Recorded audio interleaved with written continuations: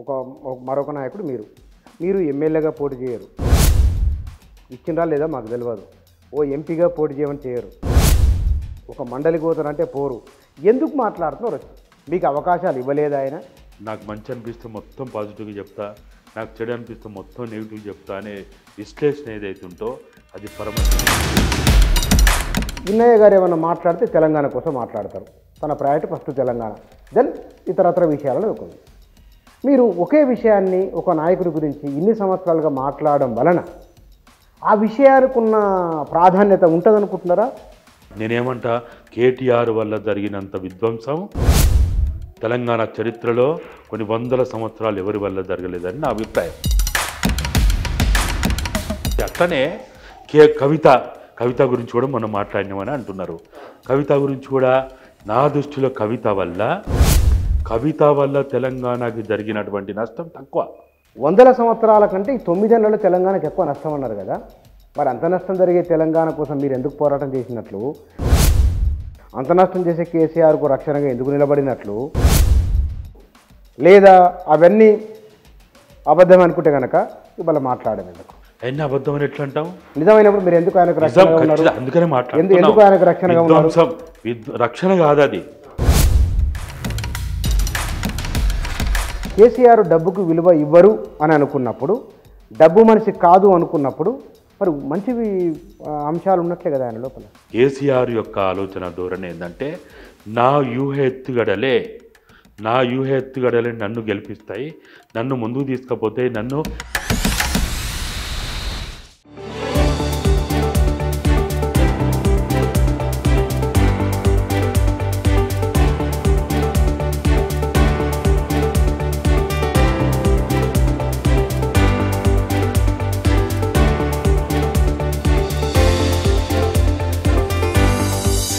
నమస్తే.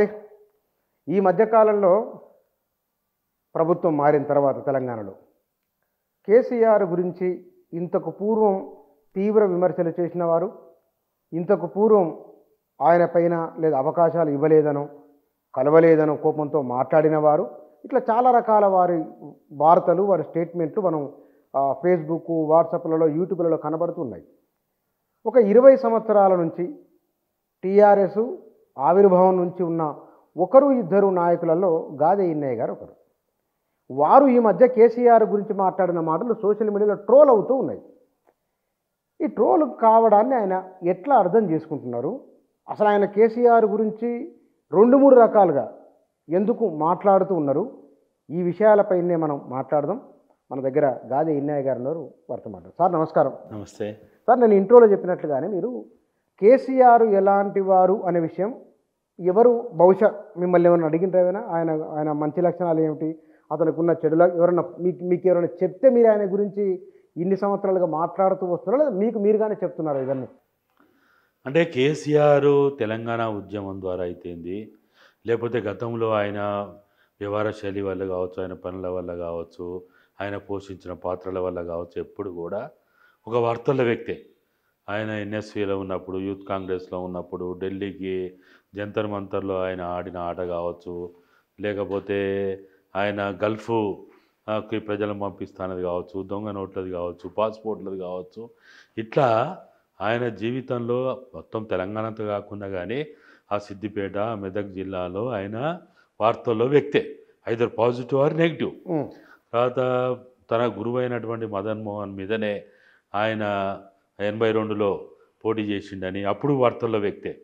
గురువు పంగనామాలు పెడుతుండని, అదని ఇదని అట్లా ఇట్లా అని చాలా చర్చ జరిగింది. ఎందుకంటే నేను దాదాపుగా 1981 నుంచి నాకు ఆ సిద్దిపేట, లేకపోతే దొమ్మాట, దుబ్బాక, గజ్వేలు, షామీర్పేట వరకు నేను ఆ ప్రాంతంలో పీపుల్స్ వార్ ఆర్గనైజర్గా వెళ్ళినా కాబట్టి 81లోనే నేను ఆ రోజు ఉన్నటువంటి మా పీపుల్స్ వార్ పార్టీ ఇచ్చిన పిలుపు మేరకు నేను ఆ ప్రాంతానికి ఆర్గనైజర్గా పోయినప్పటి నుంచి నాకు అక్కడ ఆయన చదువుకున్న డిగ్రీ కాలేజ్ కావచ్చు, సిద్దిపేటలో ఆయన వ్యవహార శైలి కావచ్చు, నేను కాలినడకనే సిద్దిపేట నుంచి షామీర్పేట వరకు నడుచుకుంటూ ప్రజలు పెట్టినటువంటి రొట్టెనో, గటుకనో, గంజినీళ్ళో, లేకపోతే నడుచుకుంటూనే తిరిగేదన్నట్టు అక్కడి నుంచి ఇక్కడి దాకా. నాకు అప్పుడే తెలుసు చింతమడక. నాకేదో కొత్త రావు రూకల, చింతమడక, దుబ్బాక, గజ్వేలు, తర్వాత మండలాలు మొత్తం దాదాపుగా గిరాయిపల్లి వరకు అటు చర్యాల అనుకొని ఉన్నటువంటి బార్డర్ ఏరియా సూరపినేని జనార్దన్, మురళీమోహన్, ఆనందరావు, సుధాకర్లు ఫస్ట్ ఎన్కౌంటర్ ఎమర్జెన్సీలో మొట్టమొదటిసారిగా పోలీసులు పట్టుకుపోయి చంపి ఎన్కౌంటరు చిత్రీకరించిన స్థలం గిరాయిపల్లి అటవీ ప్రాంతం. ఆ ప్రాంతం అంతా నేను 81, 82లోనే తిరిగిన వాడిని. కాబట్టి నాకు అప్పటి నుంచి who is KCR, what is KCR, who is Kalvakuntla అనేది ఇదంతా అప్పటికి కేసీఆర్ అనే పేరు ఎవరికి తెలుసు, ఆయనకి శేఖర్ అనేది, తర్వాత దుబాయ్ శేఖర్ అనేది, దొంగ నోట్ల శేఖర్ అనేది, ఇట్లా అనేక రకాల పేర్లు, లేకపోతే మదన్ మోహన్ పంగనామాలు పెట్టిన శేఖర్ అనేది, ఇట్లా అనేక రకాల ఈ శేఖర్ అనే వ్యక్తి నాకు మొదటి నుంచి తెలుసు. నేనే 82లో తెలుగుదేశం పార్టీ ఆవిర్భావమైన ప్రాంతాలు అక్కడ ఉన్నప్పుడు నాకు ఇవన్నీ శేఖరు ఇవన్నీ తెలిసిన తర్వాత మళ్ళీ 82లో నేను ఉస్మానియా యూనివర్సిటీలో ఆర్గనైజర్గా పనిచేసినప్పుడు సిద్దిపేట నుంచి ఎవరు పోటీ, ఎందుకంటే నాకు బాగా అనినాభావ సంబంధం ఉన్న ప్రాంతం కాబట్టి సిద్దిపేట నుంచి ఎవరు పోటీ చేస్తున్నారని నేను అడిగితే ఇట్లా కల్వకుంట్ల చంద్రశేఖరరావు పోటీ చేస్తున్నా అంటే, అరే ఈ పేరు ఎప్పుడు వినలేదు, రాజకీయాలు నాకు ఎప్పుడు వినపడని పేరు అని అడిగితే, గాయనే కాదు దొంగ నోట్ల శేఖర్ లేకపోతే దుబాయ్ శేఖర్ అని పిలిచడానికి గాయనే పోటీ చేస్తున్నట్టే నేనే ఆశ్చర్యపోయినా. ఈయన టీడీపీలోకి ఎట్లా పోయిండు, పార్టీ టికెట్ ఎట్లా ఇచ్చిండ్రు అని. అంటే ఇట్లా నాకు అప్పటి నుంచే ఈయన ఏంటిది, ఈయన పాజిటివ్ ఏంటి, ఈయన నెగిటివ్ ఏంటి, ఈయన ఎట్లా. అందుకని నేను ఎప్పుడు చెప్తా, టక్కుటమార గోకర్ణ గజకర్ణ విద్యలన్నీ కూడా చంద్రబాబులు ఎంత ఉన్నాయో చంద్రశేఖర్ రావులు అన్నీ ఉన్నాయని నేను ఆయన ముందే అనేది. నీవు చంద్రబాబుని ఎట్టనైతే మేమే చెప్పిన ఈ పదజాలం అంతా కూడా టక్కుటమార గోకర్ణ గజకర్ణ విద్యల ఆడుతున్న చంద్రబాబు నాయుడు కబద్దారని ఈయన మాట్లాడేది కదా.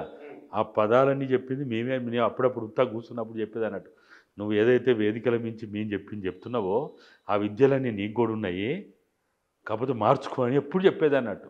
కాదు, ఇప్పుడు నేను అడిగినప్పుడు మీరు అంటే ఆయన గురించి మమ్మల్ని ఎవరు అడగలేదు తెలుసు కాబట్టి చెప్పిన మీరు అన్యాపదేశంగా నాకు ఇచ్చిన ఆన్సర్ అంతే. కానీ ఇక్కడ ఆయనకు డబ్బుల మీద వ్యామోహం లేదు, ఆయన అందరిలాంటి నాయకుడు కాదు అని కూడా మీరు అన్నారు. అవును, వాస్తవం అది. ఎందుకంటే ఎప్పుడు కూడా ఒక వ్యక్తి గురించి మాట్లాడుతున్నప్పుడు పాజిటివ్ చెప్పాలి, నెగిటివ్ చెప్పాలి. అదే సరి అయిన విశ్లేషణ అంటారు. నెగిటివ్ మనకు మంచి కాబట్టి మొత్తం పాజిటివ్గా చెప్దాం, మనకు చెడేయండి కాబట్టి ఎప్పుడు నెగిటివ్.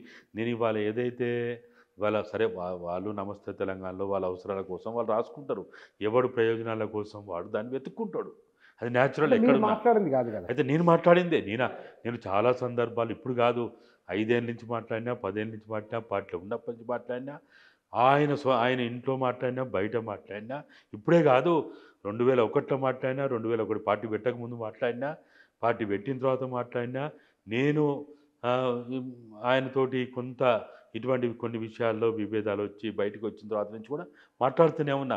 మంచి మాట్లాడినా, చెడు మాట్లాడినా. ఒక మాట ఇంకా అనుకుందాం మనం. ఇప్పుడు మీతో పాటు ఇంకొక నాయకుడు, ఇద్దరు ఇంటలెక్చువల్సే, మరొక నాయకుడు మీరు ఎమ్మెల్యేగా పోటీ చేయరు, ఇచ్చిందా లేదా మాకు తెలియదు, ఓ ఎంపీగా పోటీ చేయమని చేయరు, ఒక మండలి పోతారంటే పోరు. ఎందుకు మాట్లాడుతున్నారు వచ్చి? మీకు అవకాశాలు ఇవ్వలేదు ఆయన? లేకపోతే కానీ ఆయన గురించి ఎవరైనా అడిగినరా, ఇది చెప్పండి మీరు ఇది చెప్పకండి అని ఎవరైనా మీకు ఏమైనా చెప్పిండ్రా? మరి ఎందుకు అంటే ఒక నాయకుని గురించి మీరే ఆయనను రక్షణ కవచంగా నిలబడేది మీరే. తెలంగాణ ఉద్యమం జరుగుతున్నప్పుడు నైతిక మద్దతునిచ్చి సామాజిక మద్దతుని ఇవ్వడంలో తోడ్పడింది మీరే. ఇవాళ ఎందుకు ఇట్లా మాట్లాడుతున్నారు?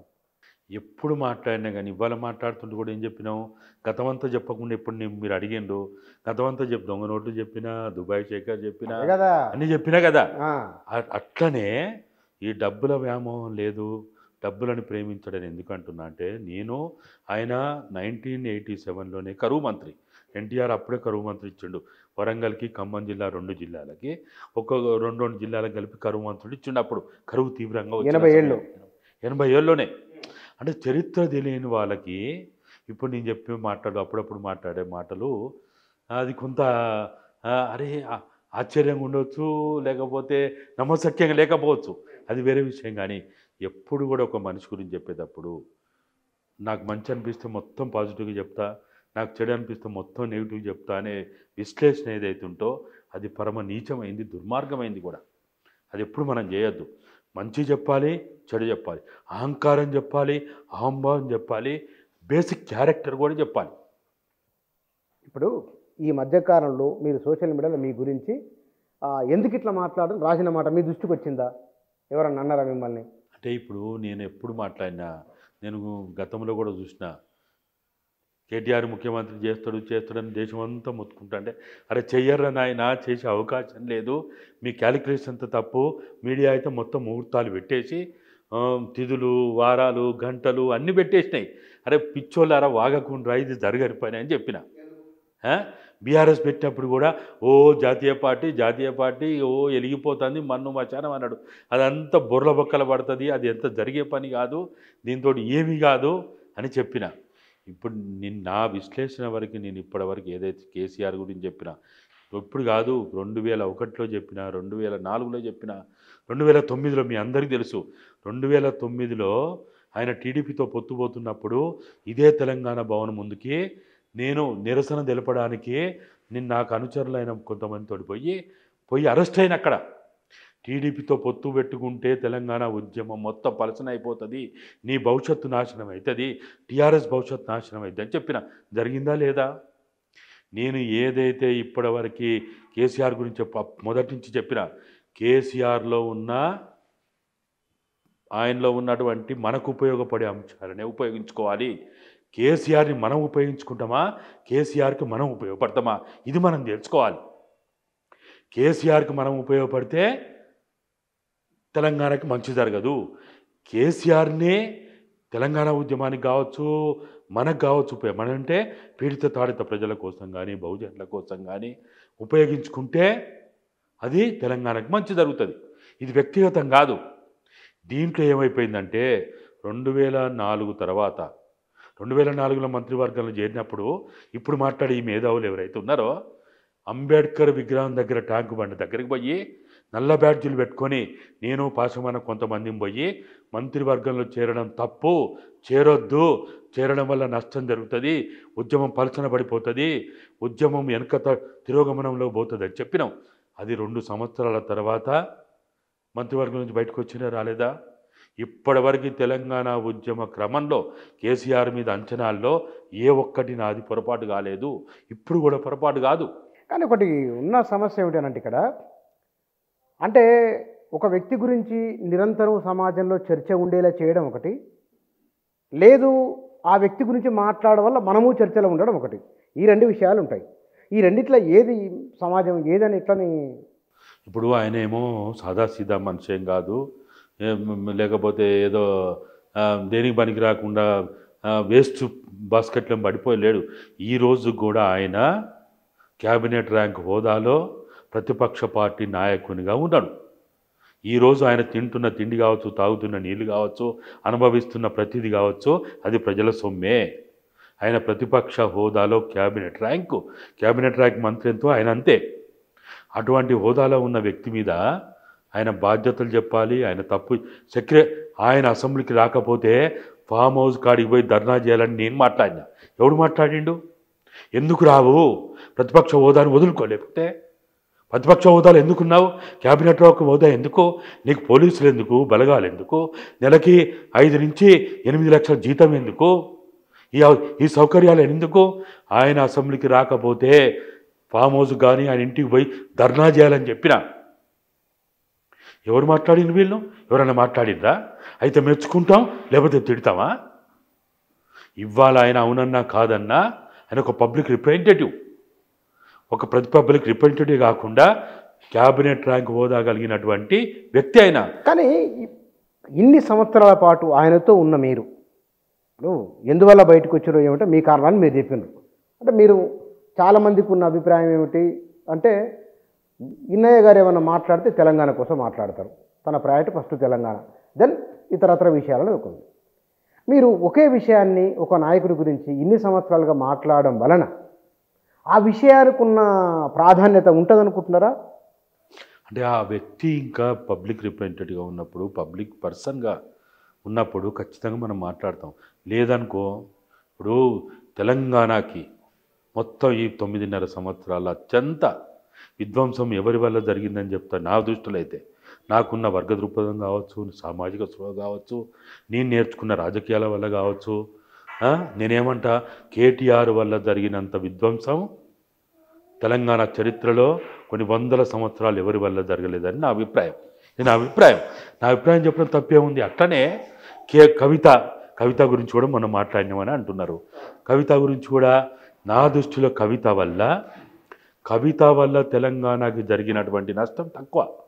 ఒక హరీష్ వల్ల జరిగిన దానికంటే, సంతోష్ వల్ల జరిగిన దానికంటే, కేటీఆర్ వల్ల జరిగిన దానికంటే, కేసీఆర్ వల్ల జరిగిందంటే, ఇతర వ్యక్తుల వల్ల జరిగిన దానికంటే ఆమె లిక్కర్ కేసులో ఇరుక్కున్న, దందాలు చేసిన తెలంగాణ ప్రాంతానికి, ఈ ప్రాంతానికి ఇక్కడ ఉన్నటువంటి ప్రజలకి, ఇక్కడున్న బడ్జెట్ రూపంలో కావచ్చు, ఇతర రూపాల్లో కవిత వల్ల వాళ్ళతో పోలిస్తే తక్కువ నష్టం జరిగిందని నా భావన. అయినప్పుడు నా అంచనా ఎప్పుడు ఉంటుంది, తెలంగాణకు అత్యంత నష్టం చేస్తుడు ఎవడు, నెంబర్ 1 ఎవడు, 2 ఎవడు, 3 ఎవడు, 4 ఎవడు, 5 ఎవడు, ఇదే లెక్కలు కట్టుకుంటా నేను. అంతేగాని వాడు ఏం దందా, మహారాష్ట్ర పోయి ఏం దందాలు చేసిండు, కర్ణాటకలో పోయి ఏం చేసిండు, పంజాబ్లో పోయి ఏం చేసిండు, ఉత్తరప్రదేశ్లో పోయి ఏం చేసిండు, వాడు ఆ రాష్ట్రాల్లో పోయి దాచుకున్నాడా. మెగా కృష్ణారెడ్డి ఇతర రాష్ట్రాలు ఎన్ని దందాలు చేసినా నేను మాట్లాడలే. తెలంగాణలో దందాలు చేసినందుకు, తెలంగాణని నాశనం చేసినందుకు మాట్లాడినాం. రామేశ్వరరావు ఆయన బయట ఎన్ని చేస్తే నాకెందుకు, తెలంగాణలో అట్లే వెంకట్రామరెడ్డి ఎమ్మెల్సీ, లేకపోతే ఇంకా చాలామంది ఎవడెవడైతే ఇక్కడ ఉన్నాడో, అదాని అంబానీలు బయట ఎన్ని చేసుకున్నామో మనకు సంబంధం లేదు. అదాని అంబానీ గురించి ఎందుకు మాట్లాడతలేము ఎక్కువగా? ఎందుకంటే తెలంగాణ అనేది నా ప్రయారిటీ. కానీ ఇక్కడ మీరు అన్నారు మీ ప్రయారిటీ 100 సంవత్సరాల కంటే ఈ 9 ఏళ్లలో తెలంగాణకు ఎక్కువ నష్టం అన్నారు కదా. మరి అంత నష్టం జరిగే తెలంగాణ కోసం మీరు ఎందుకు పోరాటం చేసినట్లు, అంత నష్టం చేసే కేసీఆర్కు రక్షణగా ఎందుకు నిలబడినట్లు, లేదా అవన్నీ అబద్ధం అనుకుంటే కనుక ఇవాళ మాట్లాడడం ఎందుకు? ఎన్ని అబద్ధం అని ఎట్లా అంటాం? నిజమైనప్పుడు మీరు ఎందుకు ఆయనకు రక్షణగా ఉన్నారు? అందుకనే ఎందుకు ఆయనకు రక్షణగా ఉన్నారు? రక్షణ కాదు అది. ఒకానొక సందర్భంలో మాట్లాడుతున్నప్పుడు మానసిక మద్దతు, రక్షణ మానసికంగా కూడా కాదు, పాజిటివ్ అంశాలు అంటే ఆయన వ్యక్తిత్వం గురించి మీకు ఏమైనా తెలిసినాయి చెప్పమంటే, నాకు అనేక సందర్భాల్లో చెప్పిన, మీ ఇంటర్వ్యూలో కూడా చెప్పిన ఆయన వ్యక్తిత్వం ఎట్లుంటుంది. ఆయన పెద్ద ఇగోయిస్టు, పెద్ద అహంభావి, ఆయన దేన్నైనా వదులుకుంటాడు, దేన్నైనా పోగొట్టుకుంటాడు, కానీ దేన్నైనా నేను అప్పుడు కూడా చెప్పిన, ఆయన కుర్చీని ఎట్టి పరిస్థితుల్లో ఎవరిని వదులుకోడు, అవసరమైతే కొడుకని చూడడు, బిడ్డని చూడడు, వాళ్ళని కూడా పాతాలని దొక్కుతాడు, కానీ ఆయన కుర్చీ ఖాళీ చేయడానికి మీకు కూడా ఎన్నోసార్లు చెప్పిన. ఎందుకు? ఒక వ్యక్తి యొక్క ఇన్ అండ్ అవుట్ తెలుసు కాబట్టి మనం మాట్లాడుతున్నాం. ఆయన ఇప్పటికైనా ఎప్పటికైనా నేను అదే పదే చెప్తా, ఆయన పెద్ద ఇగోయిస్టు. మళ్ళీ కూడా చెప్తున్నా, ఆయన ఒక మామూలుగా బయట ఉన్నటువంటి లంపెన్ వాళ్ళకి ఏదైతే క్యారెక్టర్ ఉంటుందో ఆ లంపెన్ క్యారెక్టర్ ఆయనలో ఉంటుంది. ఒక్కొక్క వ్యక్తికి తెలంగాణ ఉద్యమానికి ఆయన పనికొస్తాడా లేదా అని విశ్లేషణ చేసినప్పుడు కూడా నేను ఇవన్నీ నేను ఇప్పుడు వీళ్ళందరికీ కొత్త కావచ్చు, 2000 సంవత్సరంలోనే ఈరోజు ఆయన ఎట్లున్నాడో నాకు 2000 సంవత్సరంలో కూడా గట్లే ఉన్నాడు, తేడా ఏం లేదు. కానీ ఇక్కడ మనిషి గుణాన్ని అంచనా వేయడానికి ఇవాళ ప్రపంచం డబ్బు చుట్టూ తిరుగుతున్నది. ప్రపంచం డబ్బుమయం, మానవ సంబంధాలు డబ్బుతోనే ఉన్నాయి. ఆ డబ్బుతో ఉన్నదాన్ని కేసీఆర్ డబ్బుకు విలువ ఇవ్వరు అని అనుకున్నప్పుడు, డబ్బు మనిషి కాదు అనుకున్నప్పుడు, మరి మంచివి అంశాలు ఉన్నట్లే కదా ఆయన లోపల. ఇప్పుడు నేను పదే ఏం చెప్తున్నా అంటే, డబ్బే సర్వస్వం అనుకొని రాజకీయాలు చేసేవాళ్ళు కొంతమంది ఉంటారు. డబ్బు కాదు, వ్యూహెత్తుగడలు ఆధారంగా రాజకీయాలు చేస్తే సక్సెస్ అవుతామనే వాళ్ళు కొంత ఉంటారు. డబ్బు సెకండరీ, వ్యూహెత్తుగడలు ప్రైమరీ అంటారు. కొంతమంది ఏమంటారు, నీ లక్ష్యం, నీ సిద్ధాంతం, నీ ఆశయమే సరిగా ఉంటే నువ్వు గమ్యాన్ని ముద్దాడగలుగుతావని చెప్పేవాళ్ళు కొంతమంది ఉంటారు. ఇట్లా చాలామంది చాలా రకాలుగా ఉన్న దాంట్లో కేసీఆర్ యొక్క ఆలోచన ధోరణి ఏంటంటే, నా వ్యూహెత్తుగడలే నన్ను గెలిపిస్తాయి, నన్ను ముందుకు తీసుకుపోతాయి, నన్ను విజయపదంలో ముందుకు తీసుకుపోతాయని నమ్మేటువంటి వ్యక్తి. ఆయన వ్యూహాన్ని ఎత్తుగడలని నమ్ముతాడు. ఆయన సిద్ధాంతం, లక్ష్యము, ఆశయం ఇవన్నీ ఉండవు. తెలంగాణ అనేది ఆయన ఆశయం కాదు, ఒక లక్ష్యం కాదు. కానీ ఆయన సంక్షోభం నుంచి బయటపడడానికి, ఆయన అవమానం నుంచి బయటపడడానికి ఎంచుకున్నటువంటి ఒక వ్యూహము, ఎత్తుగడలోనే తెలంగాణ వాదం నినాదం. తెలంగాణ వాదం నినాదం ఎందుకు ఎత్తుకున్నాడు? ఒక వ్యూహంలో భాగంగా, ఒక ఎత్తుగడలో భాగంగా ఆ వ్యూహం ఎత్తుగడల వెనుక ఉన్నది ఏంటిదంటే ఒక అవమానం ఉంది, ఒక ఆయనలో ఉన్నటువంటి ఒక కసి ఉంది. ఒక అవమానం కసికి కారణం ఏంటిది? చంద్రబాబు నాయుడు ఆయన ఏదైతే రెండోసారి మా మంత్రి పదవి దక్కుతుంది, నాకు కాకుండా ఎవరికి వస్తుందని ఏదైతే ఒక భ్రమంలో ఉన్నాడో, ఊహా ప్రపంచంలో ఉన్నాడో, అది కాకపోవడం వల్ల మొత్తం ఆయన ఒక రకంగా ఏంటంటే చిందరవందరైపోయినటువంటి, మానసికంగా ఒక పిచ్చి లేచిన వానిగా తయారైనటువంటి సమయంలో, ఆ సమయంలో వచ్చినటువంటి అవమానం నుంచి వచ్చినటువంటి ఒక కసి. మనిషి ఎప్పుడైనా ఏదైనా సాధించాలంటే ఒక కసి ఉండాలి, ఒక పట్టుదల ఉండాలి. కసి లేకుండా, పట్టుదల లేకుండా యథాలాపంగా ఏదైనా ఒక పని ఎంచుకుంటే వాడు ఎప్పుడు గమ్యాన్ని ముద్దాడలేడు. కానీ ఇక్కడ మీరు అన్నమాట సరిగ్గా 14-15 సంవత్సరాల కింద తెలంగాణ ఉద్యమం ఉవ్వెత్తున ఎగిసిపడుతున్నప్పుడు అసెంబ్లీ బయట లోపల సీమాంధ్ర నాయకులు చేసిన ఆర్గ్యుమెంట్, ఆనాడే చంద్రబాబు నాయుడు మంత్రి పదవి ఇచ్చింటే కేసీఆర్ తెలంగాణ గుర్తొచ్చునా అని. ఇవాళ మీరు అదే అంటున్నారు, ఎందుకు? వాస్తవమే అది. అంటే మనము ఎదుటి వాళ్ళేమో బండరాలు వేయడానికి, లేకపోతే ఉద్యమాన్ని బలహీనపరచడానికి, నాయకుడిని పలచడం చేయడానికి మాట్లాడతారు. మనం ఇప్పుడు కొంతమంది నాయకుడు నాకు అప్పటికే ఉద్యమంలోకి మేము ప్రారంభమైనప్పటికీ ఇవన్నీ తెలుసు. ఇప్పుడు నేను చెప్పిన దొంగ నోటు తెలుసు, దుబాయ్ తెలుసు, జంతర్ మంతర్ తెలుసు, పాస్పోర్ట్ తెలుసు, అన్నీ తెలుసు.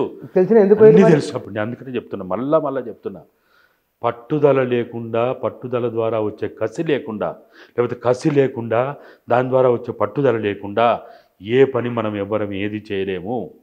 ఆయన పట్టుదల ఏంటిది? ఆయనకు జరిగినటువంటి అవమానమే. అవమానానికి కారణం ఏంటిది? మంత్రి పదవే. ఇదంతా తెలుసు. అంటే మీరు డెలివరీ అంటే మీకు ఆయన ఏంటో తెలుసు, అంటే ఆయన ఏమిటో తెలుసు, మీకు పట్టుదల కసి ఉంది కాబట్టి అతను సపోర్ట్ చేయాలి మీరు ఆ రోజు గొప్ప నాయకుడు అవుతాడు, పట్టుకుంటాడని. ఇవాళ ఏమో ఇప్పుడు అంటే గొప్ప నాయకుడు కూడా అంటలేను, అదే గసి పట్టుదల ఉన్నది, మీరు మద్దతునిచ్చారు ఆయనకు ఆ రోజు. ఇవాళ మీరు ఆ మద్దతునిచ్చి తెలంగాణ రాష్ట్రం ఒక డిమాండ్, ఆ పుస్తకం తెలంగాణలో పెను సంచలనం. అంటే ఒక సంచలనానికి కేంద్రమయ్యి తెలంగాణ భావవ్యక్తి చేసిన మీరు ఆ కేసీఆర్ వెంట నిలబడి మీరు ఇవాళ మీరేమంటున్నారు? కేసీఆర్ 9 ఏళ్ళ తెలంగాణలో విధ్వంసం చేసినట్టున్నారు.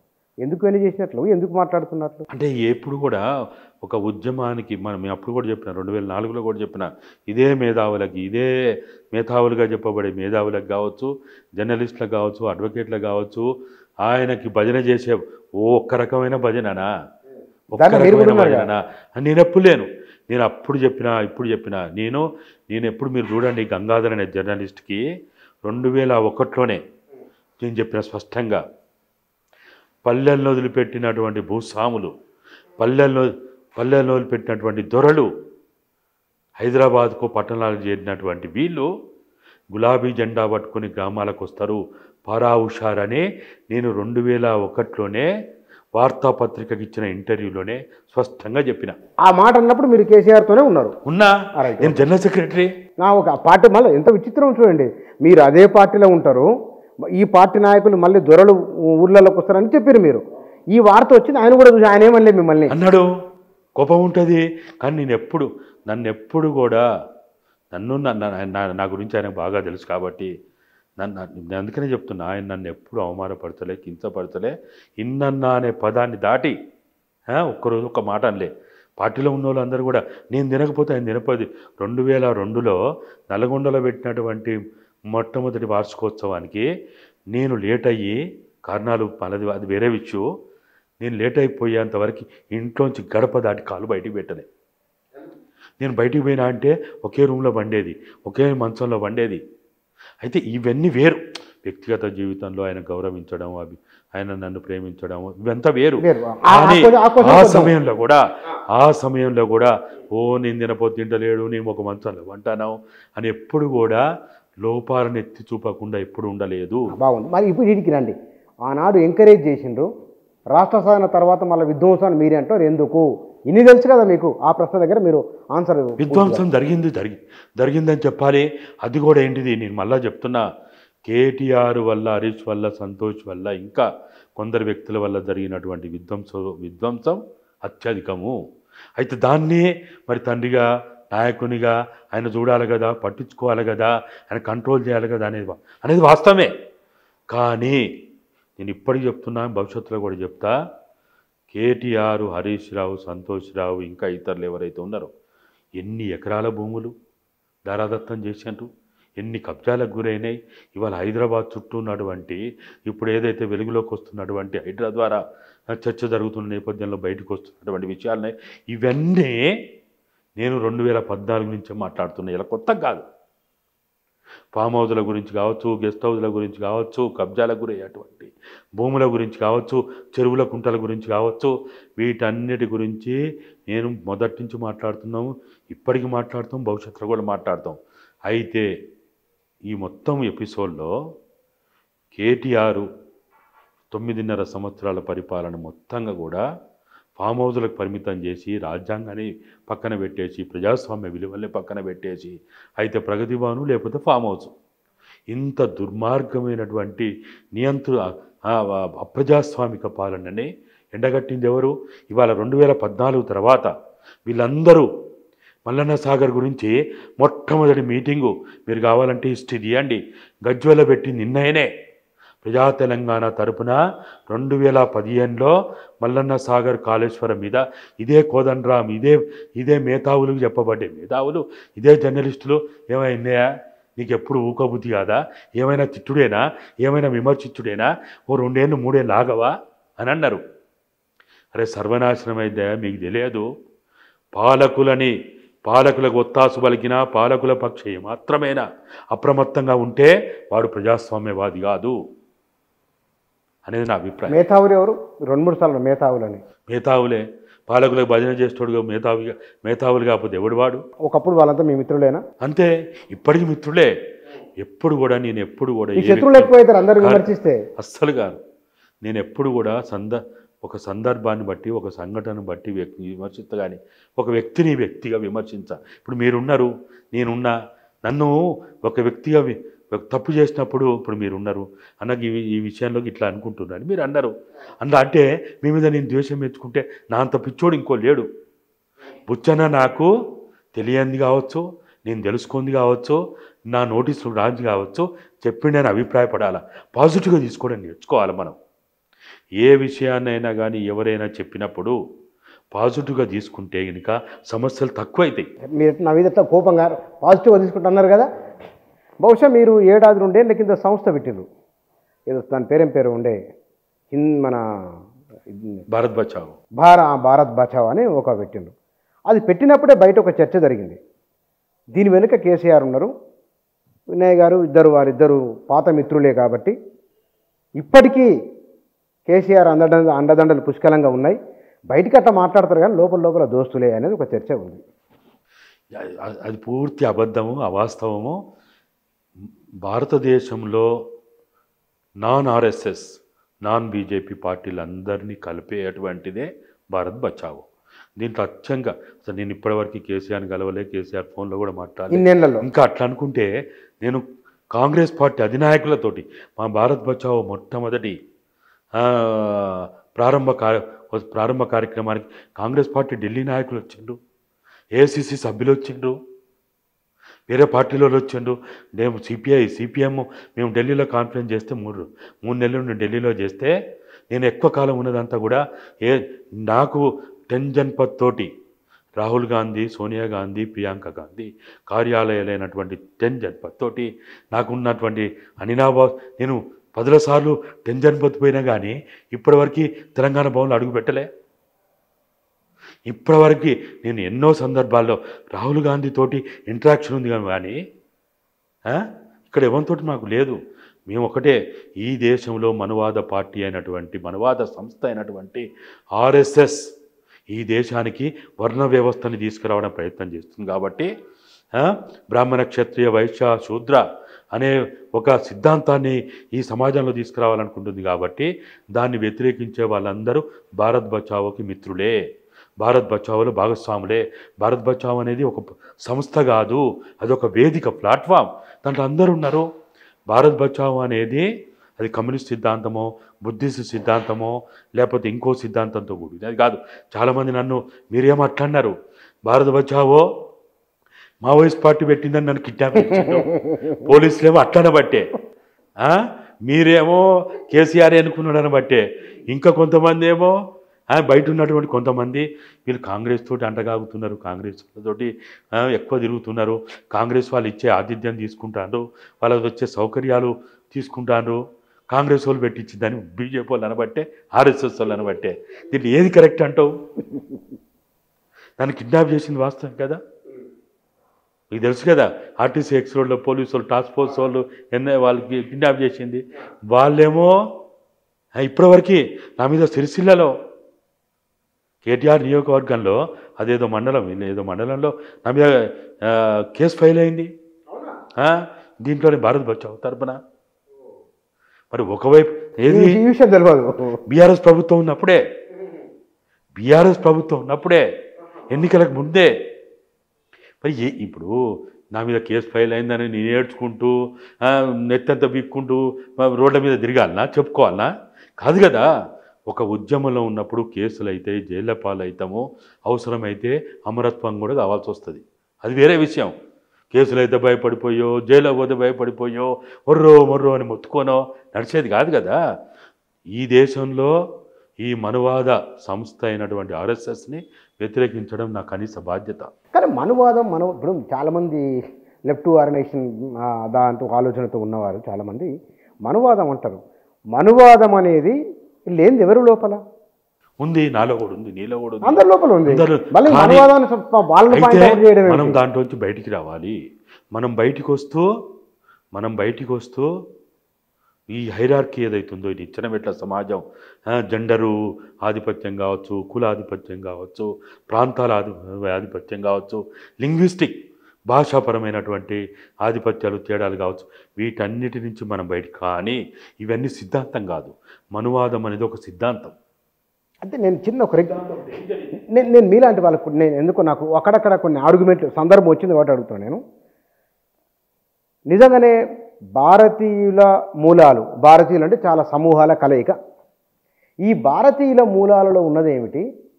బహుదేవత ఆరాధన ఉన్నప్పటికీ కూడా ఇన్ని వందల వేల సంవత్సరాలుగా ప్రజలు ఎట్లా కలిసి ఉండగలుగుతున్నారు?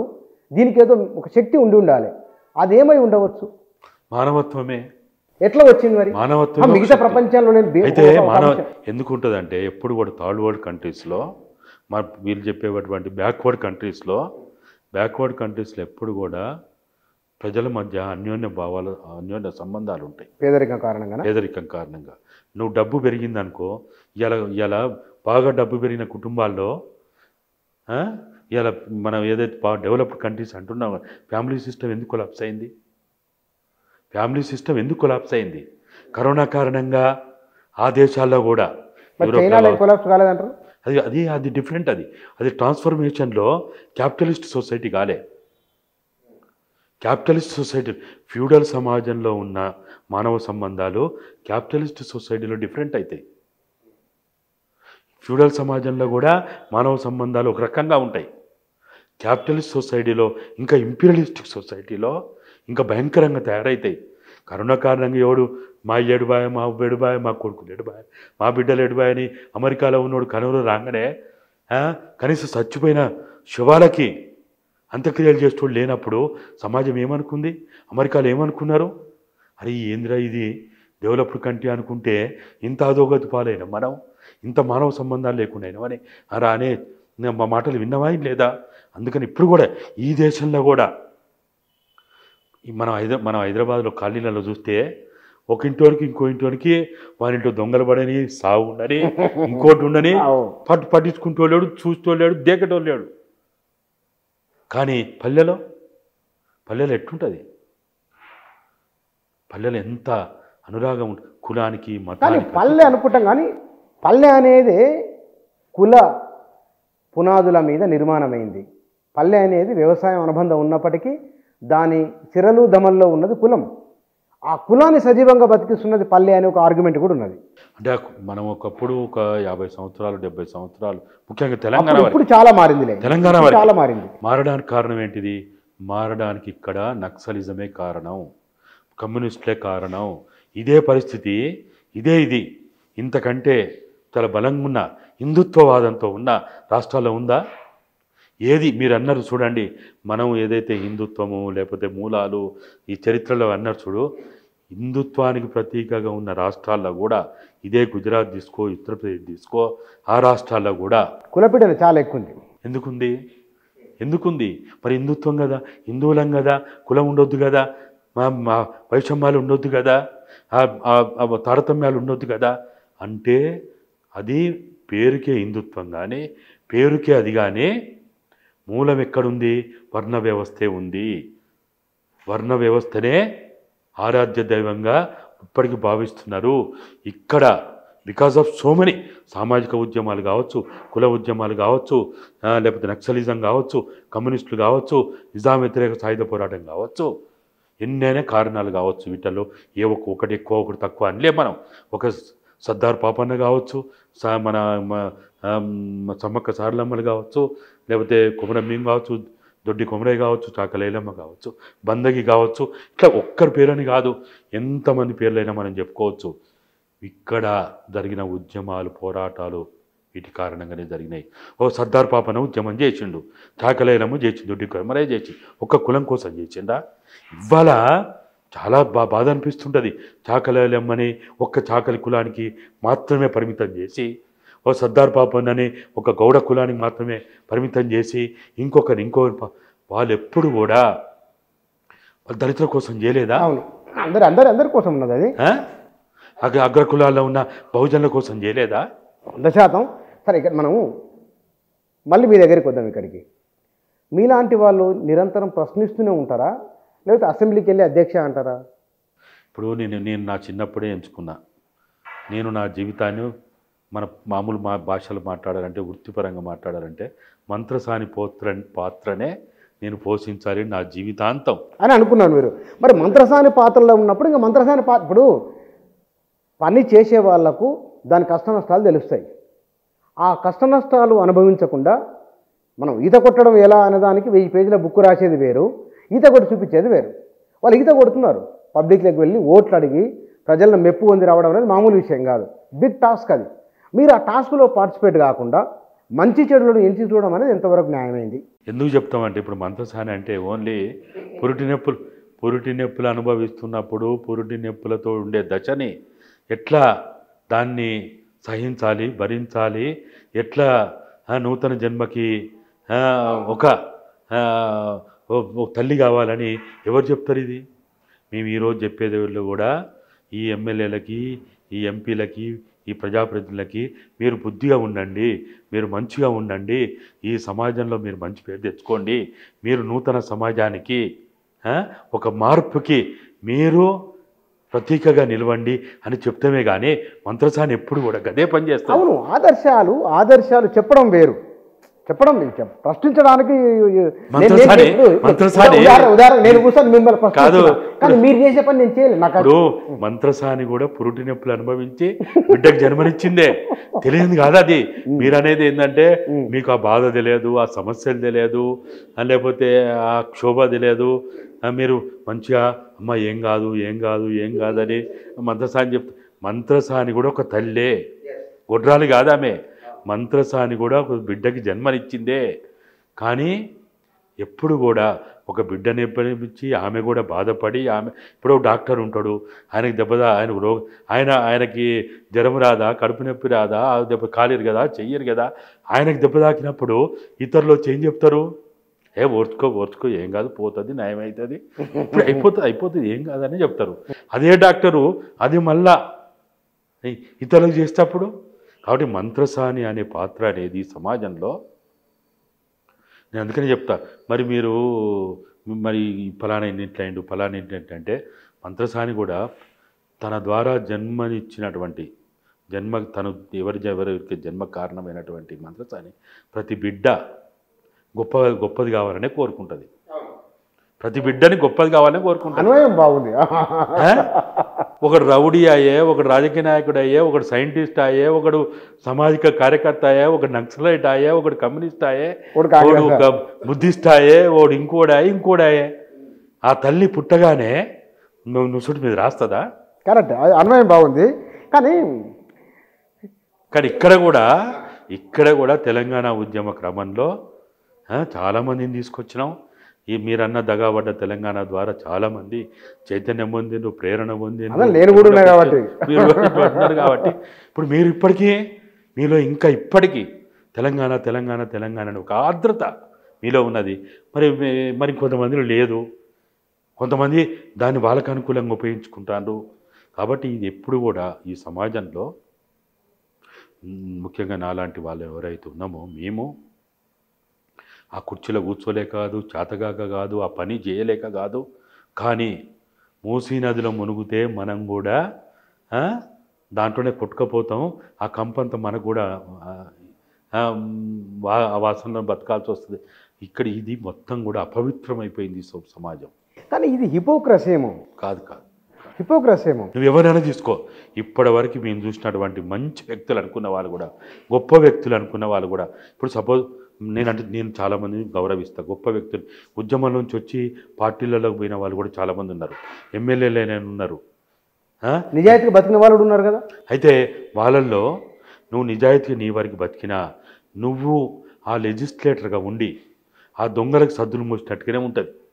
ఇది ఎంత విచిత్రమైన ఆర్గ్యుమెంట్ అంటే, ఇది ఈ సిస్టమ్ ఇస్తున్న రోడ్ల మీద మీరు ప్రయాణిస్తున్నారు, ఈ సిస్టమ్ ఇస్తున్న కరెంటు మీరు వాడుతున్నారు, ఈ సిస్టమ్ ఇస్తున్న సెక్యూరిటీలో మీరు బతుకుతున్నారు, ఈ సిస్టము అన్ని రకాలుగా ప్రత్యక్షంగా పరోక్షంగా కాపాడుతున్నది.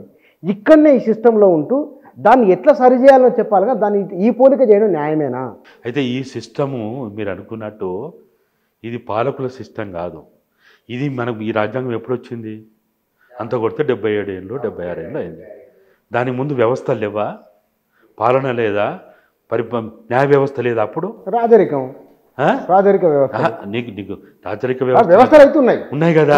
గ్రామీణ ప్రాంతాల్లో సమస్యలు లేవా? ఎటు పంచాయతీ లేదా? కుల పంచాయతీ లేదా? లేకపోతే అన్నదమ్ముల పంచాయతీ లేదా? పరిష్కారం కాలేదా? ఉన్నాయి. అయితే నువ్వు ఇప్పుడు ఏం ఒక చట్టాల రూపంలో ఉన్నోల చుట్టాలుగా చేసి ఈ వ్యవస్థని కొంతమంది వ్యక్తుల గుప్పిట్లో పెట్టుకున్నారు. ఇవాళ ఈ చట్టాలన్నీ ఉన్నోల చుట్టాలు, ఈ చట్టాలన్నీ బీరువాలో బందీ అయిపోయినాయి. ప్రజల్లో లేవు. ప్రజలకు న్యాయ వ్యవస్థ ఏదుంది? ఎక్కడుంది? ఒక మాట మీరు ఇట్లా మాట్లాడుతున్నారు. నేను అరవింద్ కేజ్రీవాల్ ఒక ఉదాహరణ. ఆయన ఏం చేయాలనుకుంటే ప్రజలకు చెప్పి చేస్తున్నారు. ఆయన అక్కడ గెలవడం కాదు, పక్క రాష్ట్రంలో గెలిచి వచ్చిండు ఆయన. అరవింద్ కేజ్రీవాల్ 1-2 ఆరోపణలు నిజానిజాలు ఏమిటో మనకు తెలియదు, ఆరోపణలు. కానీ ప్రజల అవసరాలు ఏమిటో ఢిల్లీ లాంటి మహానగరంలో నీళ్లు కరెంటు ఉచితంగా ఇవ్వడము, అద్భుతంగా వైద్యాన్ని ప్రభుత్వ విద్యను అందించడము, గొప్ప మార్పులు వచ్చినాయి కదా. మరి మీలాంటి వారు చట్టసభల్లోకి వచ్చి ఈ ప్రయత్నం ఎవరో ఒక దగ్గర ప్రారంభమైతే మిరాకిల్స్ ఉంటాయి కదా. అంటే ఎప్పుడు మీరు చెప్పే దాంట్లో ఇవన్నీ కూడా ఒక పరిమితమైనటువంటి ప్రయోజనాలు ఇచ్చేటువంటి ఒక హిస్టరీ. అది హిస్టరీ ఖచ్చితంగా కేజ్రీవాల్ గారు పోషించిన పాత్ర అది మనం ఎవరం కాదని లేని పాత్ర.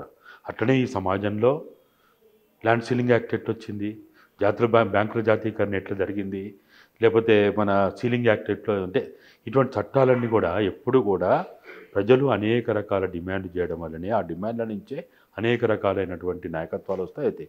అయితే పరిమితమైనటువంటి ప్రయోజనాలతో కూడినటువంటి ఒక వ్యవస్థను చూడాలనుకునే వాళ్ళు కొంతమంది, లేదు ఒక సంపూర్ణమైన ప్రయోజనంతో కూడినటువంటి పూర్తి అసమానతలు లేనటువంటి వ్యవస్థను చూడాలనేది కొంతమంది అభిప్రాయం ఉంటుంది. అసమానతలు లేనటువంటి ఒక సమాజాన్ని చూడాలి. ఈ నిచ్చెనమెట్ల వ్యవస్థ, ఈ హైరార్కీ, ఏ రకమైన ఆధిపత్యం లేనటువంటి ఒక సమాజాన్ని చూడాలనే భావనతో ఉన్నవాళ్ళు కొంతమంది ఉంటారు. అది వ్యక్తిగత అభిప్రాయాలు. అవి నా ఆశయం మీ ఆశయం కావచ్చు, మీ ఆశయం నా ఆశయం కావచ్చు. నేను జర్నలిస్ట్ కావాలనుకుంటే కాలేని కావచ్చు, ఎందుకంటే నాకున్న ఆ వ్యక్తిత్వం కావచ్చు, ఆ క్యారెక్టర్ కావచ్చు, భాష కావచ్చు, లేకపోతే నాకున్నటువంటి ఇంకా ఇతర ఫ్యాక్టర్స్ కావచ్చు, బాడీ లాంగ్వేజ్ కావచ్చు. ఇప్పుడు నేను నా చిన్న వయసులో ఏదైతే ఒక అభిప్రాయంకి వచ్చినో ఈ సమాజం, నేను ఒక భూస్వామ్య కుటుంబంలో పుట్టి దాదాపుగా నేను చిన్నప్పుడే మా ఫాదర్కి మేము 4 తమ్ముడు 3 అక్క చెల్లెలు ఉంటే మాకు అప్పటికే 103 ఎకరాలు భూమి కలిగి ఉన్నటువంటి 103 ఎకరాల తరిమెట్ట కలిపి కంచ ఎట్ల దాదాపుగా వందలాది సుమారు 500-600 గొర్రెలు ఉండేది మాకు. లేకపోతే మొత్తం ఎన్ని 12 మంది సంవత్సర జీతగాళ్ళు, 12 మంది అంటే 12 జతల ఎద్దులకు 12 నాగళ్ళ కింద లెక్క అది. తర్వాత ఇక అదే రోజువారీ కూలీలు అయితే రోజుకి 40 మంది మినిమం ఉండేది ఎవ్రీడే. అంటే పెద్ద వ్యవస్థ నడిచినట్లే కాదు. అంటే నేను ఎట్లా జీవించిన చిన్నప్పుడు నేను ఇంటర్మీడియట్ చదువుకున్నప్పుడు నాకు ఒక్కనికే ఒక రూము వరంగల్లో సీకేఎం కాలేజీలో చదువుకునేటప్పుడు నేను ఎక్కడ ఏమంతో ఉండొద్దు ఏమంతో కలిసి ఉండొద్దని నాకు ఒక్కనికే ఒక రూమ్ తీపిచ్చి నేను చదువుకు డిస్టర్బ్ కావద్దని నాకు ఒక వంట మనిషి. ఓహ్ గాడ్. ఒక రూమ్ ఒక వంట మనిషి. ఇట్లా పెరిగినప్పటికీ నేను ఒక చిన్నప్పుడే ఒక మిషనరీలో పెరిగిన వ్యక్తిగా క్రిస్టియన్ ఫ్యామిలీలో పుట్టినప్పటికీ మిషనరీ యొక్క ఆదర్శాలు క్రిస్టియన్ ఆ ప్రభావం ఉండడం వల్ల ఈ సమాజం మొత్తంగా కూడా కుల వ్యవస్థ వర్గ వ్యవస్థ ఈ సమాజం మనం బయట చెప్పుకున్నట్టు ఈ ఖురాను బైబిలు లేకపోతే ఈ భగవద్గీత ఇవన్నీ ఉత్తయే చెప్పుకోవడానికి వల్లించడానికే కానీ సమాజంలో దాని ప్రభావం లేదు, వ్యక్తులు దాన్ని ఆచరిస్తలేరని నేను ఫాదర్ కావడానికి 3 సంవత్సరాలు ట్రైనింగ్లో పోయిన. బైబిల్ మొదటి పేజీ నుంచి చివరి పేజీ దాకా బట్టి అని చెప్పేది నేను మొత్తం. ఓల్డ్ టెస్ట్మెంట్ న్యూ టెస్ట్మెంట్ కూడా. కానీ అంటే ఎక్కడో మీరు సువార్త చెప్పుకుంటూ ఉండేవాళ్ళు అయితే అటువైపు వెళ్తే. కానీ ఎప్పుడు కూడా నేను ఎప్పుడు అదే నమ్ముతా. ఇప్పటికి కూడా నేను తల్లి పార్టీగా భావించే అటువంటి మావోయిస్ట్ పార్టీ కూడా తప్పులు చేసినప్పుడు ఖచ్చితంగా నిర్మోహమాటంగా సందర్భాన్ని బట్టి అవకాశాన్ని బట్టి ఖచ్చితంగా దాని మీద నిరసన తెలుపుతా. నిర్మోహమాటంగా నా అభిప్రాయం ఎవ్వడని ఏమని అనుకొని నన్ను చేయగలిగేది ఏం లేదు. నేను విమర్శిస్తే నేను దాన్ని తప్పంటే నాకు శిక్షేస్తుడు ఎవరు లేడు. ఎట్లేస్తావు నువ్వు? నీకేం హక్కు ఉంది? నేను నీ సభ్యుని కాదు, నీ పార్టీ కాదు, నువ్వెవరు నాకు చేయడానికి? లాజిక్ బాగుంది. అయితే ఇక్కడ సమాజాన్ని మనం అర్థం చేసుకోవడం వేరు. సమాజం మీలాంటి వాళ్ళు ఇంకా సులభంగా మీకు చాలా సులభంగా సమాజం గతంలో అర్థమైంది, వర్ధమానం, రేపు భవిష్యత్తు కూడా ఎట్లా ఉండొచ్చో అంచనా వేయగలరు మీరు. కానీ మీ గురించి సమాజం ఏమనుకుంటుందో మీరు ఆలోచన చేసింటారు. ఖచ్చితంగా ఎప్పుడు కూడా తెలంగాణ ఉద్యమానికి ఇదే ఇప్పుడు నేను చెప్తున్నా కదా, నేను చెప్పేది ఏది అవాస్తవం కాదు. లేకపోతే నేను భవిష్యత్తులో ఇప్పుడు మాట్లాడిన తర్వాత వాడు ఎదురుగా తీసుకొస్తే మరి ఎట్లా ఉంటుందని, లేకపోతే చనిపోయిన వాళ్ళ గురించి చెప్తలేను, బతుకున్న వాళ్ళ గురించి చెప్తున్నా. ఆన్ రికార్డ్ ఇది. సిద్దిపేటలో నేను మెదక్ జిల్లాలో తెలంగాణ ఉద్యమం గురించి మాట్లాడుతున్న క్రమంలో 1999లో చంద్రశేఖరరావు నాకు ఫోన్ చేసి రమ్మని పిలిచినప్పుడు నేను పోదామా వద్దా నెల రోజులు ఆలోచించుకునే క్రమంలో ఇదే దేశపతి శ్రీనివాసు, ఇదే సిద్ధారెడ్డి, నేను ఎప్పుడు సిద్దిపేట పోయినా వాళ్ళ ఇళ్ళలోనే తినేది, వాళ్ళ దగ్గరనే ఉండేది, వాళ్ళతోటి సిద్దిపేట పోతే ఒకరు, మెదక్ పోతే ఒకరు, ఇట్లనే వాళ్ళ ఇళ్ళలో తినేది, వాళ్ళ ఇళ్ళలో ఉండేది. ఒక దశలో వాళ్ళు చంద్రశేఖరరావు ఇంటికి లేకపోతే చంద్రశేఖరరావు గారితో కలిసి తెలంగాణ ఉద్యమంలో నువ్వు పోవాలనుకుంటే మా ఇళ్ళల్లో అడుగు పెట్టొద్దని హుకుం జారీ చేశారు. వీళ్ళిద్దరు. ఇది ఇప్పుడు చెప్తున్నా, మీరు వాళ్ళ పిలిచి ఇక్కడనే ఇదే స్టూడియోలో అడిగినాక అదే చెప్తా. మళ్ళీ రిపీట్ చేయండి డైలాగు. 1999లో చంద్రశేఖరరావు నాకు ఫోన్ చేసి కలుద్దాం మాట్లాడదామని ఇతరుల ద్వారా, ఈ భరత్ లేకపోతే ఇదే మన ఉన్నాడు కదా సిరిసిల్ల పొడి చేస్తే మహేందర్ రెడ్డి వీళ్ళ ద్వారా చేసినప్పుడు పోవాలన్నా వద్దా ఎందుకంటే నాకు 81 నుంచి తెలుసు కదా ఆయన ఏందో అన్నీ తెలియదు, డౌట్ నాకు తెలుసు, నాకు తెరిచిన పుస్తకమే, కొత్త పేజీలు ఏం లేవు అనుకున్నప్పుడు వీళ్ళని కూడా అడిగిన. ఎవరెవరిని? సిద్ధారెడ్డిని అడిగిన, మన ఇదే దేశపతి శ్రీనివాస్ని అడిగినా, ఇంకా అక్కడ జర్నలిస్టులు అడిగినా, మెదక్ వాళ్ళని అడిగినా అంతా. ఎందుకంటే మెదక్ జిల్లాలో ఎక్కువ పరిచయం ఉంది కాబట్టి. సంగారెడ్డిలో మన ఎమ్మెల్సీ అండ్ చూడు ఎవరు, సత్యనారాయణ, ఆయన నాకు చాలా మొత్తం వాళ్ళ దగ్గరనే ఉండేది, నేను వార్తా ఆఫీస్లోనే ఉండేది. 99% ఇటువంటి అందరూ. ఇదే దేవిప్రసాద్, మెదకపోతే దేవిప్రసాద్ ఇంట్లో ఉండేది, వాళ్ళమ్మ నాకు మంచిగా అన్నం పెట్టేది. ఏమన్నారు వీళ్ళందరూ ఆయన ఇట్లా ఇట్లా మీరు గనుక చంద్రశేఖరరావుతో కలిసి ఇక ముందు ఇటువంటి ప్రయత్నాలు ఏమైనా చేస్తే మా ఇళ్ళల్లో అడుగు పెట్టొద్దన్నారు. ఎంత విచిత్రం. ఇప్పుడు వాళ్ళు అక్కడ ఉన్నారు, మీరు ఇక్కడ వచ్చారా? మళ్ళా అదొకట. రెండవది, 2002లో నల్గొండలో ప్రథమ వార్షికోత్సవం పెట్టినాం టీఆర్ఎస్ది. పెట్టినప్పుడు దేశవాస్ శ్రీనివాస్ కానీ సిద్ధన్న వీళ్ళు అప్పటికి నాగటి చాలల్లో నా తెలంగాణ పాట అప్పటికి పాపులర్ అయిందే ఉన్నాయి.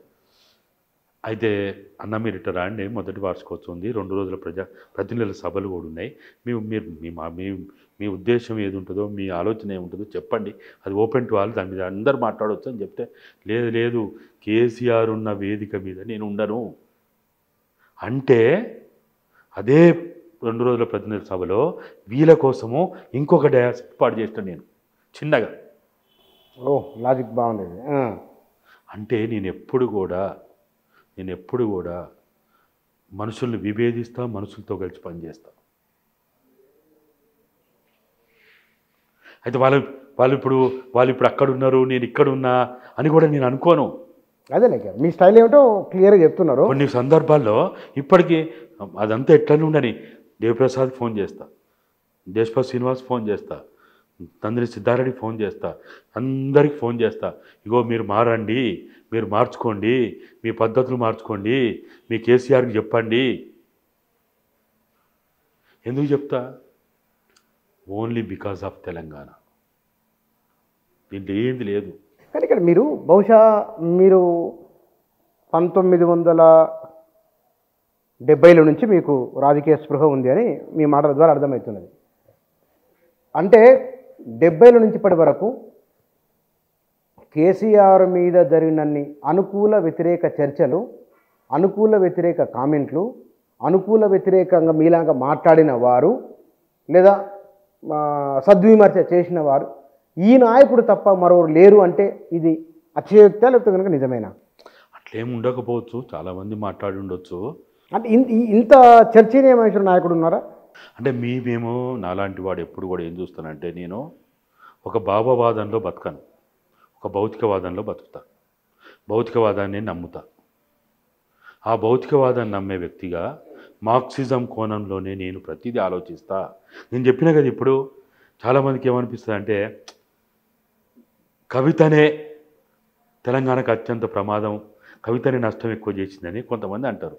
నాలాంటి వాడు వర్గ దృక్పథం కలిగిన వాడు ఏమనుకుంటాడు, ఏమని అంచనా వేస్తా, ఏమది 100 కోట్లు 200 కోట్లు అది లిక్కర్ దందానో ఇంకో దందానో ఏదన్నా కానీ ఆమె చేసిన పని వెధవ పని అయినా ఇది తెలంగాణకి ఎంత నష్టం చేసింది, తెలంగాణ ప్రజలకు ఎంత నష్టం చేసింది, తెలంగాణ భూభాగానికి ఎంత నష్టం చేసింది, తెలంగాణ సంపదకి ఎంత నష్టం చేసిందనే నా లెక్క ఉంటుంది.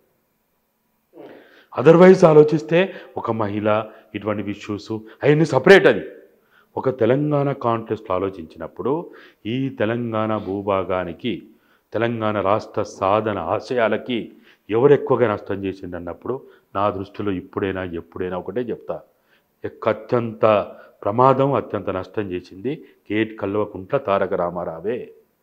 మీ మాటలను బట్టి చూస్తే కేసీఆర్ రంగంలోకి రాబోతున్నారు, బీఆర్ఎస్ మళ్ళా పునరుజ్జీవం పొందబోతున్నది అని ఒక చర్చ జరుగుతున్నది, ఏమంటారు మీరు? నేను ఎప్పుడు బీఆర్ఎస్ పునరుజ్జీవం అనే మాట అనను.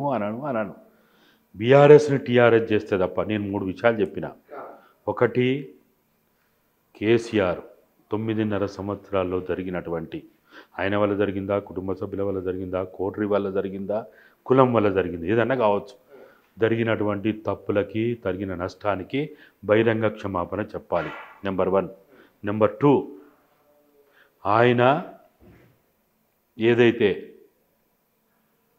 ఈ 9.5 సంవత్సరాల్లో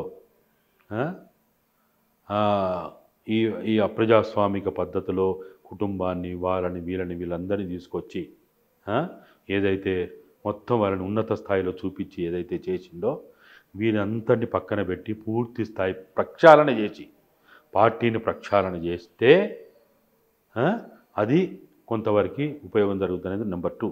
నెంబర్ 3, బీఆర్ఎస్ని తక్షణమే టీఆర్ఎస్ చేస్తేనే ఈ 3 మార్పులకి ఆయన ముందుకొస్తేనే అప్పుడు ఆయనకు కానీ ఆ పార్టీకి కానీ లేకపోతే ఆ పార్టీలో ఉన్నటువంటి వాళ్ళకి కానీ భవిష్యత్తు ఉంటుందని నేను దాదాపుగా ఎన్నో రోజులుగా ఇదే విషయం చెప్తున్నా.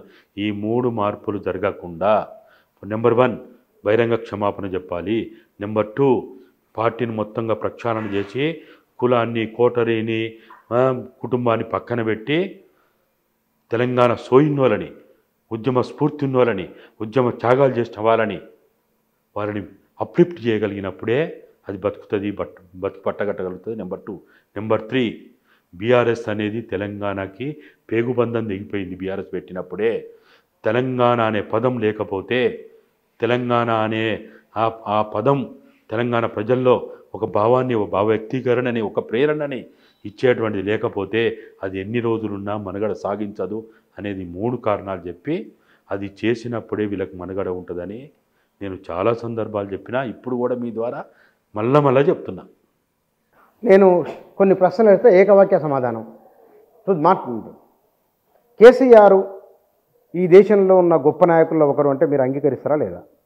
తెలంగాణ రాష్ట్ర సాధకునిగా ఉద్యమంలో భాగస్వామి అయినటువంటి వ్యక్తిగా నాకు ఆయన మీద అపారమైన గౌరవం ఉంది. తెలంగాణ రాష్ట్రం సాధించిన తర్వాత జరిగినటువంటి విధ్వంసం ఎంతైతే జరిగిందో ఆ తప్పుకి ఆయనే కారకుడు అనే అభిప్రాయం కూడా నాకుంది. కేసీఆర్ తెలంగాణ వారి కుటుంబ సభ్యులు తెలంగాణ ఉద్యమంలోనూ ప్రభుత్వంలోనూ ఉన్నారు. ఆనాడు ఏమన్నది ప్రభుత్వంలోకి వచ్చినా కిందకి విమర్శ, మాకు అవకాశాలు రాలేదని అక్కస్తోనా? అస్సలు కాదు. అవకాశాలు ఎన్నోసార్లు ఇచ్చినా అవకాశాలు ఇవ్వలేనిది అబద్ధము, అవాస్తవము. వాస్తవాన్ని ఎప్పుడు అవాస్తవంగా మాట్లాడొద్దు. వాళ్ళు ఇచ్చిండ్రు, చాలాసార్లు నాలాంటి వాళ్ళకి ఇచ్చిండ్రు. కానీ నేను ఇంతకుముందే చెప్పినట్టు మేము బయట ఉండి మంచి చెప్తాము, బయట ఉండి చెడు చెప్పాలని నిర్ణయించుకున్నా కాబట్టి ఆ పాత్రలను పోషిస్తున్నా. రాబోయే కాలం వాస్తవానికి ఇబ్బాల్లో ముఖ్యమంత్రి రేవంత్ రెడ్డి, ఉప ముఖ్యమంత్రి బట్టి విక్రమార్క, ఈ ఇద్దరి కాంబినేషను కేసీఆర్ ప్రభుత్వానికంటే భిన్నంగా ఉన్నారు అని, రుణమాఫీ ద్వారా రైతులకు చేరువయ్యామని కాంగ్రెస్ నాయకులు బలంగా నమ్ముతున్నారు. వారి అంటే నిజంగానే ప్రజలకు బలంగా వెళ్ళిండ్రా వాళ్ళు?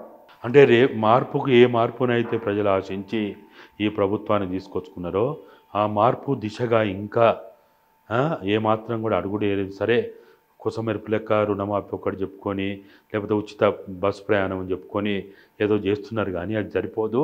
రేవంత్ రెడ్డి గారు యొక్క ప్రభుత్వం ఇంకా 4 సంవత్సరాల 3 నెలలు ఉండాలని కోరుకునే వాళ్ళల్లో నేనొకరిని. కానీ రేవంత్ రెడ్డి గారు చేసేటువంటి గత ప్రభుత్వం కుటుంబ పాలన ఎట్టనైతే తెలంగాణకి నష్టం చేసిందో, ఈ ప్రభుత్వంలో కూడా కుటుంబ పాలన వల్ల విధ్వంసం జరగొద్దు, నష్టం జరగొద్దు, ఆ ఆధిపత్యం కొనసాగించొద్దు అనేది సూచనగా నేను సూచన చేస్తున్నా, సలహా ఇస్తున్నా. కానీ ఈ ప్రభుత్వంలో నేను డిప్యూటీ ముఖ్యమంత్రికి ఫోన్ చేసిన, ఆయన మొన్న వరదలనే ఉన్నారు, అక్కడే పబ్లిక్లో ఉన్నారు.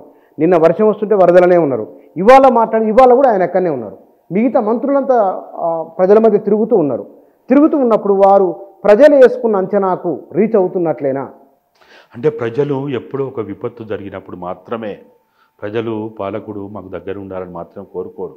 తెలంగాణ అసలు ఎందుకు తెచ్చుకున్నాం, ఇప్పటికి చాలాసార్లు చెప్పినాం, మళ్ళా చెప్తున్నా. విద్యారంగంలో సమూలమైన మార్పుల కోసం, వైద్య రంగంలో సమూలమైన మార్పు కోసం, ఉపాధి రంగాన్ని బలోపేతం చేసి క్రమబద్ధీకరణ చేసి చట్టబద్ధం చేయడం కోసము, తెలంగాణ సంపదని కాపాడుకోవడం కోసము, 5వది తెలంగాణ ప్రజల ఆత్మగౌరవాన్ని, సెల్ఫ్ రెస్పెక్ట్ని కాపాడుకోవడం కోసం.